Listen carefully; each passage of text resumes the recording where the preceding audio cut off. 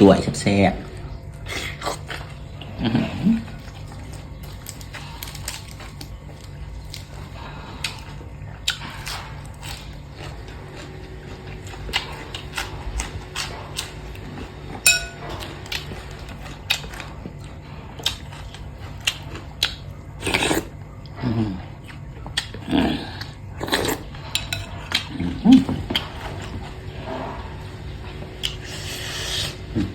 บบ่ครับพี่น้องเองซื้อเขาแล้วก่อยนี่บริเฮ็ดเอง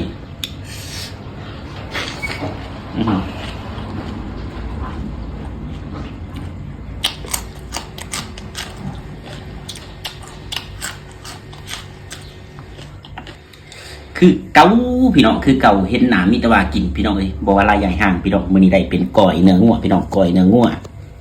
ต้มน้ำต้มขี้เพียขมๆพี่น้องเอ้ยมักบอกว่าลายใหญ่ห่างอันนี้จะเป็นก้อยลิบเด้อพี่น้องเด้อเขาเหนียวพี่น้องเอ้ยมาขึ้นมากล่องเอ้ยเป็นก้อยลิบเด้อพี่น้องเอ้ยขอโทษขออภัยน้องผู้บ่กินลิบเด้อคำใหญ่ๆเพื่อพี่เพื่อน้องคือเก่าโดดก้อยเนื้องัว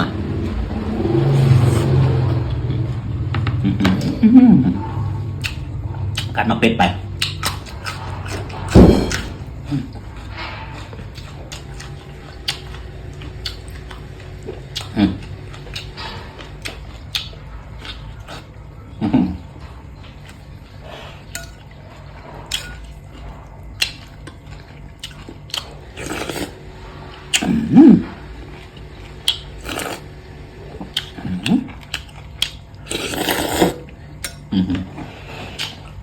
แซ่บคือเก่าพี่น้องเอ้ยคนเฮามักอีหยังกินอันนั้นพี่น้อง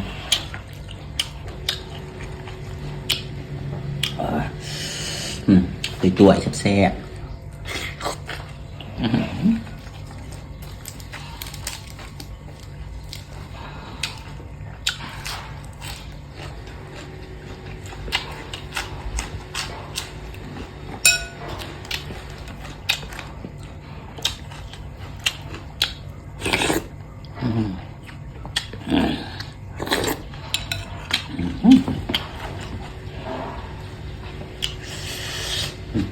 ่บบ่ครับพี่น้องเอ้ยซื้อเขาแล้วก่อยนี่บริเฮ็ดเอง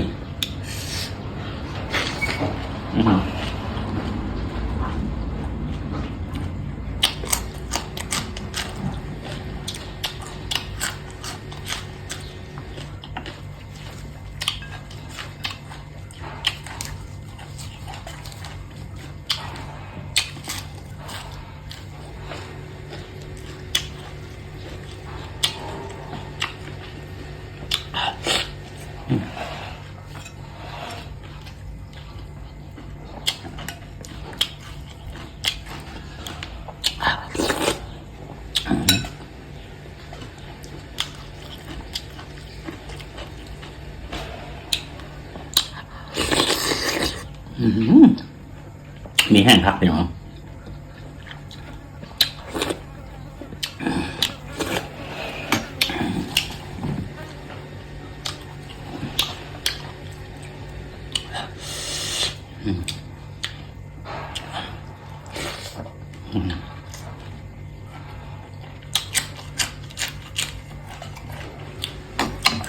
ประกาศหิน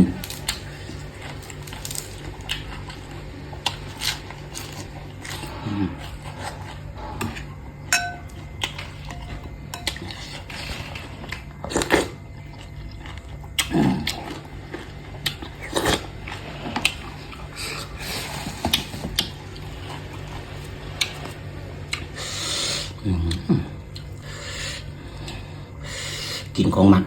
กินจะได้กระแสบ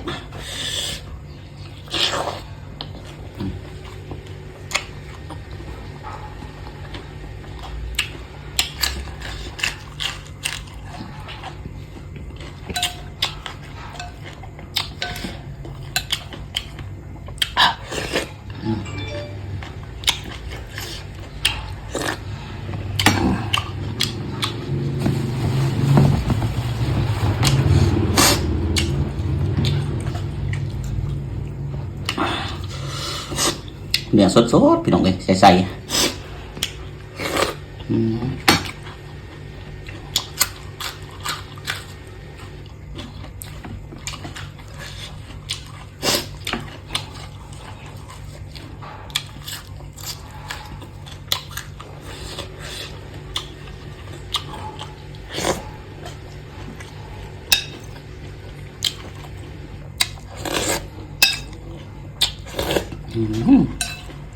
ขมครับ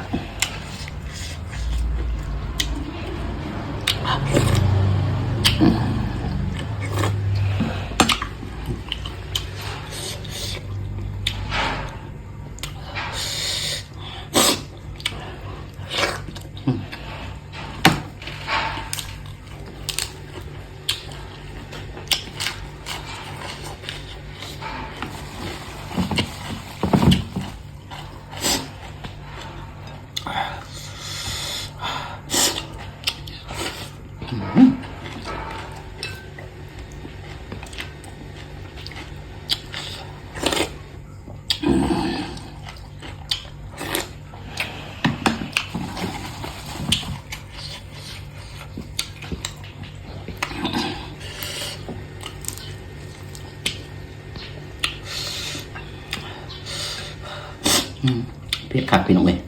กัดเผ็ดหมักเผ็ดไป